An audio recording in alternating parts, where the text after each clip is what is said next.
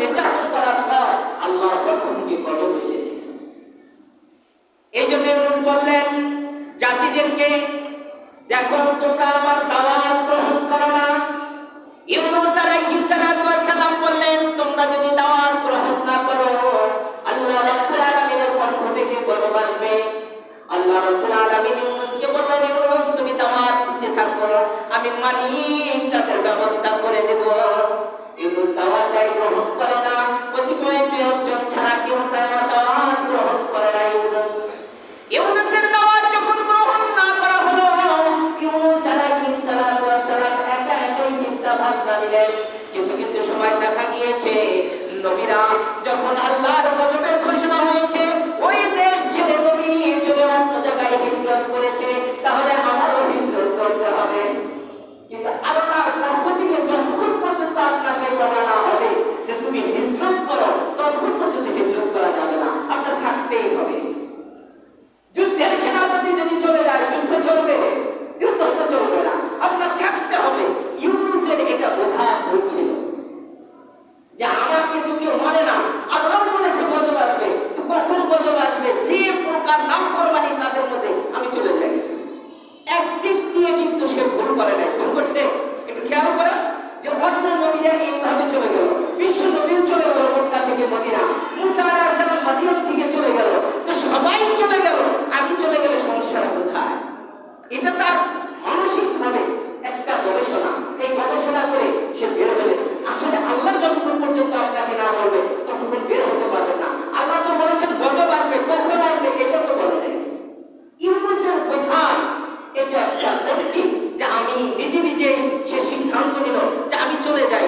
একদিক দিয়ে মুফাসসিরগণ বলেন যে সে যুদ্ধের উপরে ছিল, কারণ আল্লাহ তো বলেছে গজব আসবে। নবীদের সবকিছু ওই সেই মোতাবেক সে অন্য নবীর দিকে তাকায়া সেখান থেকে বের হয়েছে। বের হওয়ার পর আল্লাহ এটা ভালো লাগে না যে আমার প্রিয় বান্দারা ছোট্ট কিছু করলেও সেটার শাস্তিটা তার জন্য পরীক্ষা হয়ে যায়। শাস্তিটা কি হয়? পরীক্ষা, মজার জন্য, ভালোবাসার জন্য। ইউসুফ আলাইহিস সালামকে আপনার জুলাইখা জেলখানায় ধরে রাখছে। আপনাদের কাছে প্রশ্ন, ইউসুফ যে তাকে এই জেলখানায় আবদ্ধ করলেন, জুলাইখা তো পারতো তাকে ওইদিন হত্যা করতে, ঠিক কিনা বলেন? কথা বলেন, হত্যা করতে পারতো না? সে একজন শাহজাদি বাদশাহ, হত্যা করতে পারবে, অথবা সেই জেলখানায় তার ঘরের জেলখানায় না রেখে অন্য জায়গায় রাখতে পারবে। কিন্তু সে কোথায় রাখছে? দিনে যেন একবার দেখা হয়।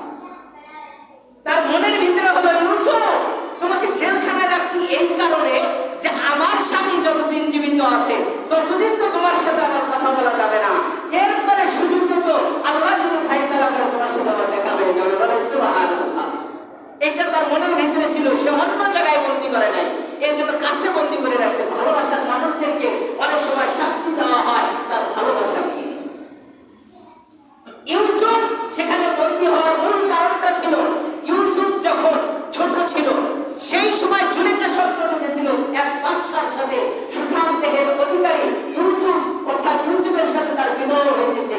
কিন্তু যখন তার বিবাহ হয় সেই সময় তৎকালীন যিনি কাফের ফিরআউন ছিল তার সাথে তার দাসীরা বলেছিল যে এর সাথে বিবাহ হওয়ার পর কোনো একদিন সেই ইউসুফ এখানে আসবে, তুমি বিবাহ রাজি হয়ে যাও। এই আশা নিয়ে সে বিবাহ বসেছিল ওই জায়গায়। আল্লাহ রাব্বুল আলামিন ইউসুফের সাথে তার একটা ব্যবস্থা করবেন, যার কারণে সেই বাদশা নামর্দ ছিল। নামর্দ মানে সে পুরুষ ছিল না, কাপুরুষ ছিল। তারা স্বামী স্ত্রী ছিল ঠিক, কিন্তু এক বিছানায় কখনো ঘুমাইতে পারে নাই। এর কারণ হলো সে হবে নবীর স্ত্রী, আর নবীর স্ত্রী আর একজনের সাথে সে ব্যবহৃত হবে, এটা আল্লাহর পছন্দ ছিল না। লম্বা ইতিহাস আসবে ইনশাআল্লাহ। এই জন্য ভালোবেসে ইউনূসকে ছোট্ট একটা পরীক্ষার মধ্যে দিয়ে দিলেন। ইউনূস আলাইহিস সালাতু ওয়াস সালাম সাগর পারে চলে আসলেন। আসার পর দেখেন মালবাহী একটি নৌকা, ফুলক বলা হয়েছে আরবিতে। এই মালবাহী নৌকাতে ইউনূস আলাইহিস সালাতু ওয়াস সালাম উঠলেন। ওঠার পর আরোহণ করার পর মালবাহী নৌকা ছেড়ে দেওয়া হলো। ছেড়ে দেওয়ার পর গভীর জলে যাওয়ার পর এত তরঙ্গ আর ঢেউ, নৌকা আর সাগরের দিকে যেতে পারে না। সেই যুগে নৌকাগুলো ছিল বাদাম টানিয়ে টানিয়ে, পতাকা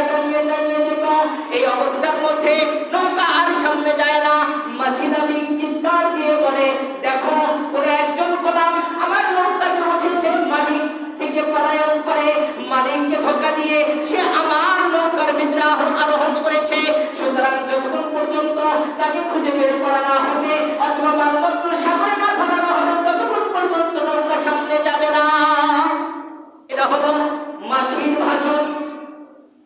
মাঝি যখন ভাষণ দিলেন, একের পর এক মানুষ কিছু মাল ফেলে দিল সাগরে, তারপর নৌকা সামনে যায় না। আবারও তারা পরামর্শ করবে, বলল যে মালিককে ধোঁকা দিয়ে মালিক থেকে পলায়ন করেছে, এবার একজন মানুষকে খুঁজে বের করো। এই এলান করার সঙ্গে সঙ্গে সঙ্গে সঙ্গে ইউনূস আলাইহিস সালাম বললেন, তোমাদের চিন্তা করতে হবে না, আমি মালিক থেকে পলায়ন করেছি, আমাকে তোমরা সাগরে ফেলে দাও, আমাকে তোমরা সাগরে ফেলে দাও। এখন তার চেহারা সুরত, একজন নবী এত সুন্দর, তাকে কি সাগরে ফেলানো যায়? সবাই মিলে বলবো না, এই লোক কোনোদিন হতে পারে না, হয়তো আমাদের উপকারের জন্য এই কথা বলে, যে এত হাজার হাজার মানুষ আমরা সাগরে ডুবে মরবো, আমাদের বাঁচানোর জন্য এই কথা বলে। ইউনূস বলে না, আমি আসলে অপরাধী, আমি সীমা লঙ্ঘনকারী, আমাকে তোমরা ফেলে দাও। এরপরে যারা নাবিক ছিল, বড় বড় যারা ছিল, তারা গবেষণা করে লটারি করলো। প্রথম লটারিতে ইউনূস আলাইহিস সালামের নাম আসছে। তারপরেও তারা বিশ্বাস করতে পারে নাই। আবারও লটারি করা হলো, সে দ্বিতীয় লটারিতে আবার ইউনূসের নাম, আবারও তৃতীয় লটারি করা হলো, লটারিতে আবার ইউনূসের নাম। ইউনূস বলতেছে, তোমরা যদি আমাকে ফেলে না দাও, আমি নিজেই লাফ দিয়ে করে দেব, নিজেই ঝাঁপাবো নৌকা থেকে আমি। এই বলে ইউনূস আলাইহিস সালাম নৌকা থেকে নিজেই সিদ্ধান্ত নিয়ে লাফ দিলেন। আরেকটি বর্ণনা, সবাই মিলে তাকে ফেলে দিল।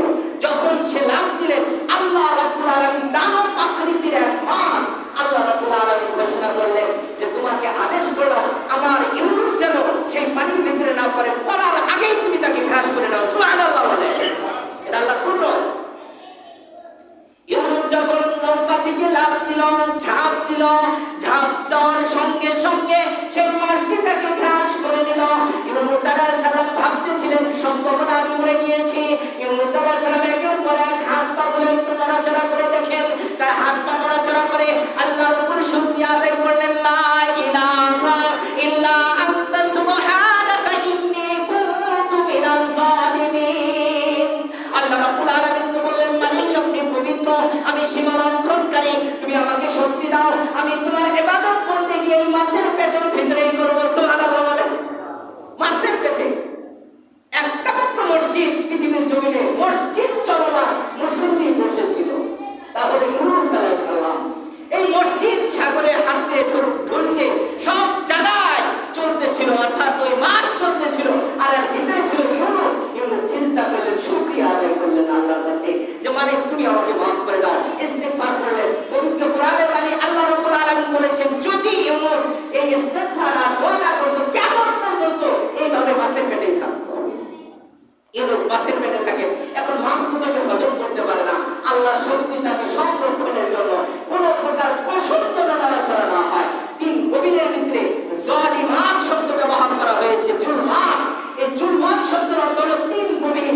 এক নাম্বার হলো রাত্রের গভীর, এক নাম্বার কি রাত্রের গভীর, দুই নাম্বার মাছের পেটের গভীর, তিন নাম্বার হলো সাগরের তলদেশের গভীর।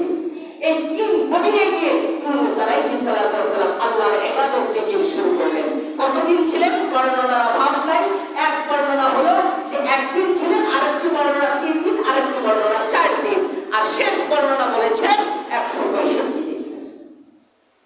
এই মাছের পেটের ভিতরে ইউনূস ছিলেন। এখন জিকির করেন, মাছ নড়াচড়া করে, সব জায়গায় চলাফেরা করে, গভীর। মাছকে আল্লাহ রাব্বুল আলামিন বলে, ইউনূস, ইউনূস, যে ইউনূসকে তুমি গ্রাস করেছো, মাছকে আদেশ করতেছে আল্লাহ রাব্বুল আলামিন, একটা পছন্দের আমার নবীর নড়াচড়া না হয়। সুবহানাল্লাহ বলেন। এখন মাছও মুসিবতে, ইউনূসকে নিয়ে ভাবতেছে, মাছটা কি মাছ এটা তো বর্ণনা করা যাবে না। অনেক অনেক কথা বলছে, তিমি মাছও হতে পারে, বোয়াল মাছও হতে পারে, আল্লাহই ভালো জানেন কি মাছ। দানব আকৃতির বড় একটি সাগরের মাছ, এই মাছ ঘুরতেছিল। ইউনূস আলাইহিস সালাম চিন্তা করে, মালিক কি বলেন, মালিক পৃথিবীর জমিনে আর কোন মানুষ আর কোন বান্দা এমন কোন জায়গায় চিন্তা করেছে কিনা আমি জানি না, আমি তোমার উপরে চিন্তা করলাম, আমি সীমালঙ্ঘন করেছি, মালিক তুমি আমাকে মাফ করে দাও। আল্লাহ রাব্বুল আলামিন ইউনূসের দোয়াকে কবুল করলেন। কোন ব্যক্তি যদি এই দোয়া পড়ে, লা ইলাহা ইল্লা আনতা সুবহানাকা ইন্নী কুনতু মিনাজ জালিমিন, আবার বলি, লা ইলাহা ইল্লা আনতা সুবহানাকা ইন্নী কুনতু মিনাজ জালিমিন, এই দোয়া পড়ার সঙ্গে সঙ্গে আল্লাহ রাব্বুল আলামিন বালা মুসিবত থেকে হেফাজত করবেন। যেইভাবে হেফাজত করেছেন ইউনূস আলাইহিস সালামকে তিন অন্ধকার থেকে। এক নম্বর হলো রাতের অন্ধকার, দুই নম্বর মাসের পেটের অন্ধকার, তিন নম্বর হলো গভীর জলের অন্ধকার। আল্লাহ রাব্বুল আলামিন বলেন, এই আয়াতের যখন আমল শুরু হয়ে গেল, আমি আল্লাহ রাব্বুল আলামিন কবুল করে নিলাম এবং ইউনূসকে মাফ করে দিলাম। তেমনি ভাবে কোনো গোলাম এবং বান্দী যদি এই আমলটা করে, লা ইলাহা ইল্লা আনতা সুবহানাকা ইন্নী কুনতু মিনাজ জালিমিন, উলামায়ে কেরাম বলেন যদি 1,25,000 বার তেলাওয়াত করা হয়, যে কোনো উদ্দেশ্য নিয়ে আল্লাহ রাব্বুল আলামিন কবুল করবেন, এবং খতম করা হয় আল্লাহ কবুল করবেন। রাতের অন্ধকার আল্লাহ চোর ডাকাত থেকে হেফাজত করবেন। এরপরে গভীর জলের অন্ধকার, সাগর হাওর এবং পাহাড় পর্বতের অন্ধকার থেকে হেফাজত করবেন। মাছের অন্ধকার আল্লাহ রাব্বুল আলামিন হিংস্র প্রাণী থেকে হেফাজত করবেন। ইউনূসকে আল্লাহ মাফ করে দিলেন। ইউনূস যখন আল্লাহ রাব্বুল আলামিনের দরবারে দোয়া করলেন, মালিক তুমি আমাকে নিরাপদের ব্যবস্থা করো, আল্লাহ রাব্বুল আলামিন মাছকে আদেশ করলেন, যাও আমার বন্ধুকে তুমি সাগর পাড়ে দিয়ে আসো, কিন্তু আমার বন্ধুর যেন কোনো ক্ষতি না হয়। সুবহানাল্লাহ বলেন, বমি করে দাও, বমি করে দাও, আমার বন্ধুর যেন কোনো ক্ষতি না হয়। মাছ এখন তার ভিতর থেকে বমি করে দিবেন, বের করে দিবেন। এই বের করে দিলে আপনারা বলুন, কোনো মাছ যদি মানুষকে খায় বা মাছকে খায়, তার শরীরে আলাদা একটা লালা থাকে, ঠিক কিনা বলেন? মানে মাছের কামড়ের যে একটা স্বাভাবিক অবস্থা শরীরে, এই অবস্থাটা থাকে। এই অবস্থার জন্য আল্লাহ রাব্বুল আলামিন খুশি হয়ে আল্লাহর কুদরতিভাবে তার সেই শরীরের জন্য মশা মাছি না পড়ে বা তার জন্য ক্ষতি না হয়, একটা গাছের ব্যবস্থা করে দিলেন। সেই গাছটার নাম হলো কদু গাছ। বলেন সুবহানাল্লাহ। লাউ গাছ তৈরি করে দিলেন, এই জন্য বলেন লাউ সুন্নাহ। এই লাউ গাছ যেখানে থাকে আপনারা ট্রাই করবেন, তাফসীরের ভাষায় বলা হয়েছে সেখানে মশা মাছি ওই পরিমাণ বসে না যে পরিমাণ অন্য গাছে বসে। এই লাউ গাছ ইউনূস আলাইহিস সালামের পাশে চারা গজিয়ে দিলেন, সেই ছায়ায় ইউনূস ছিলেন। আর এদিকে তারা নিজেদের ভুল বুঝতে পেরে আল্লাহর কাছে তওবা করে ইউনূসের জন্য খোঁজাখুঁজি চতুর্পাশে। এরপর দেখেন সাগর পাড়ে ইউনূস পড়ে আছে, তাকে নিয়ে যাবেন। এই মুহূর্তে ইউনূস বললেন, যেই মালিক আমাকে গভীর জল থেকে হেফাজত করেছে, সেই মালিকের আমি শুকরিয়া আদায় করব। সিজদা করলেন। সেই সময় ছিল আসরের সময়। 4 রাকাত নামাজ পড়লেন, আল্লাহর কাছে দোয়া করলেন। আল্লাহর কাছে পছন্দ হয়ে গেল, সেই নামাজটা সংরক্ষণ করলেন এবং বললেন, আমার বন্ধুকে আমি গিফট হিসাবে পাঠিয়ে দিলাম যে আসরের নামাজ পড়বে, এইভাবে দোয়া করবে, আল্লাহ রাব্বুল আলামিন 3 অন্ধকার থেকে তাকে হেফাজত করবে। জোরে বলেন সুবহানাল্লাহ। আল্লাহ রাব্বুল আলামিন আমাদের আসরের নামাজ পড়ার জন্য তৌফিক দান করুন, জোহরের নামাজ পড়ার জন্য তৌফিক দান করুন, ফজরের নামাজ পড়ার জন্য তৌফিক দান করুন। 5 ওয়াক্ত নামাজ আমরা যেখানে থাকি না কেন ইনশাআল্লাহ আমল করব, চেষ্টা করব। আল্লাহ আমাদের বরকত দান করবেন। আসিফ ভাই তার বাবা মা মারা গিয়েছেন, 500 টাকা নগদ দান করেছেন। আল্লাহ রাব্বুল আলামিন তার বাবা মার গুনাহ মাফ করে জান্নাতের মেহমান হিসেবে কবুল করেন। জোরে বলি আমিন। আরো জোরে আমিন। আমরা যে ভাইয়েরা, যে মামাজিরা নাফিলে মসজিদে স্বীকারোক্তি দিয়েছি টাকার জন্য, আমরা যদি টাকাগুলো দিয়ে দেই, দেখা যায় আমাদের কর্তৃপক্ষের জন্য সহজ হয়। কিভাবে সহজ হয়? মাস শেষ হলে ইমামদের, মসজিদদের কিছু হাদিয়া তোফা দিতে হয়। আপনারা যদি ভাবেন যে আমরা তো মাছ গোস্ত খাই, অন্যদিকে নেবেন না যে আসলে হুজুরটা কি খায়, একটু ফলো করা দরকার মাঝে মাঝে।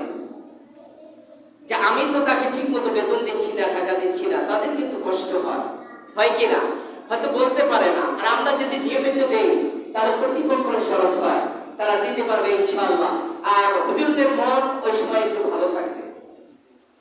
যখন মাসিক বেতনটা ঠিক মতো পাবে, আপনাদের জন্য দোয়াটা ডাবল হবে, ঠিক কিনা বলেন? যে আলহামদুলিল্লাহ এই মসজিদের মুসল্লি, এই মসজিদের সভাপতি সবাই ভালো। এই জন্য আমরা, এটা আমাদের দায়িত্ব। একজন ইমাম কিন্তু আপনার পড়শি কিনা বলেন?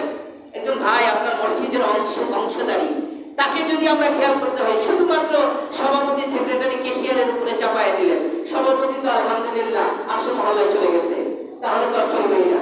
দ্বিতীয় নম্বর যারা আছে তাদের সাথে যদি এখন আমরা সাক্ষাৎ না করি, তাহলে আমাদের যারা এখানে দায়িত্বশীল আছে তাদের জন্য কষ্ট হবে কিনা বলেন? বলতে পারেন যে হুজুর এটা কোনো বিষয়, সভাপতি সেক্রেটারির দেওয়া, আপনি যখন ওই স্থানে যাবেন আপনি বুঝবেন। কিছু কিছু দায়িত্ব বোঝা যায় না। আমরা কিন্তু হঠাৎ সরকারকে গালি দিয়ে দেই, কাউন্সিলরকে গালি দিয়ে দেই। একটু যদি চিন্তা করেন ওই জায়গায় থাকলে আপনি কি করতেন, একটু চিন্তা করবেন মাঝে মাঝে।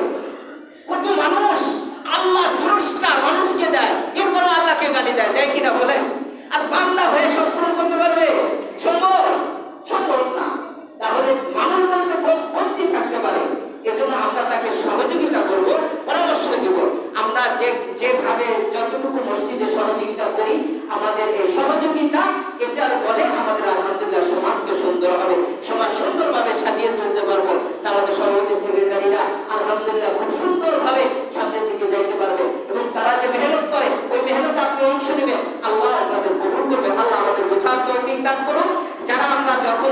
আল্লাহর